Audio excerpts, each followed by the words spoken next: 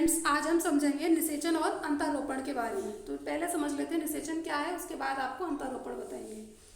निषेचन आप सिंपल इतना जानते ही हैं कि जब मेल और फीमेल के गैमीट्स फ्यूज होते हैं तब क्या होता है, निषेचन होता है। तो अब क्या होगा, यहाँ पर जो फीमेल जेनिटल ट्रैक्ट है इसके अंदर स्पर्म्स या शुक्राणु फ्लो होते हुए आएंगे और कहाँ पर आएंगे, जो यहाँ पर जंक्शन है स्थमस और एम्पुला का जो जंक्शन है यहाँ पर पहुँच जाते हैं।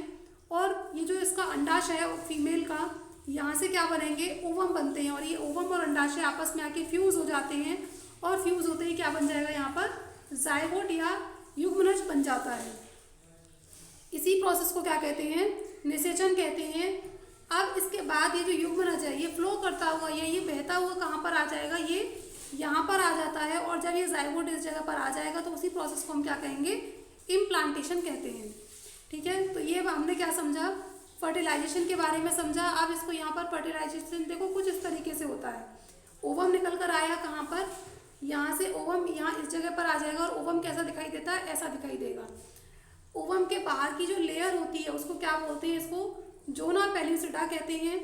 और जो स्पर्म सबसे पहले आता है वो स्पर्म इससे फ्यूज हो जाता है, तब ये जोना पेलिसिडा थोड़ी सी लूज हो जाती है और यहाँ पर फर्टिलाइजेशन होने के बाद ये जोना पेलिसिडा बहुत ज़्यादा टाइट हो जाती है। फिर इसके बाद कोई दूसरा स्पर्म जो है वो इससे आके फ्यूज नहीं कर सकता है।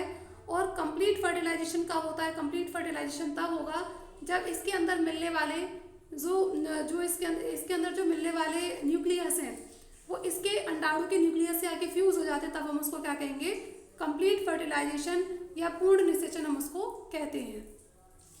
ठीक है, तो ये हमने जाना निषेचन के बारे में। अब हम इसमें बात करेंगे अंतःरोपण किस तरीके से होता है।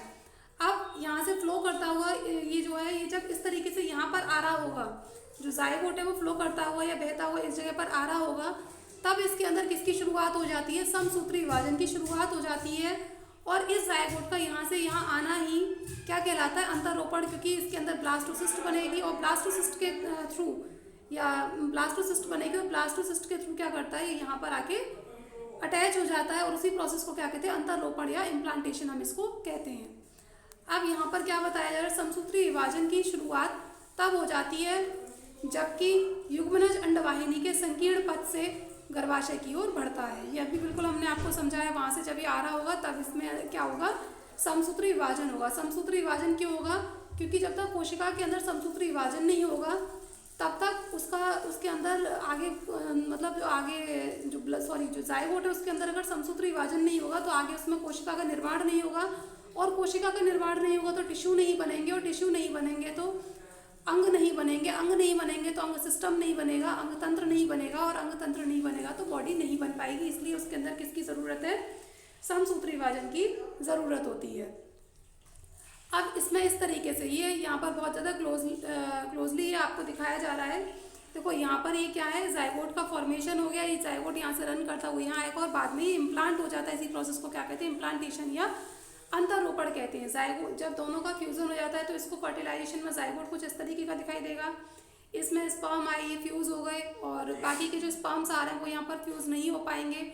फिर इसमें 2 सेल का डिवीज़न दिखाएगा, फिर 4 सेल का डिवीज़न दिखाएगा, फिर 8 का दिखाएगा, फिर 16 का। इस तरीके से इसमें समसूत्री विभाजन रहता है।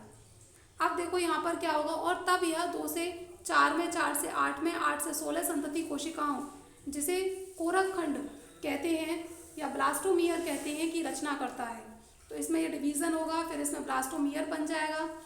अब जब इसके अंदर 8 से 16 ब्लास्टोमियर होंगे, 8 से 16 कोरक खंड वाले जो भ्रूण को मोरुला कहते हैं, जिसके अंदर 8 से 16 खंड वाला जो कोरक खंड होता है उसको क्या कहते हैं, मोरुला कहते हैं।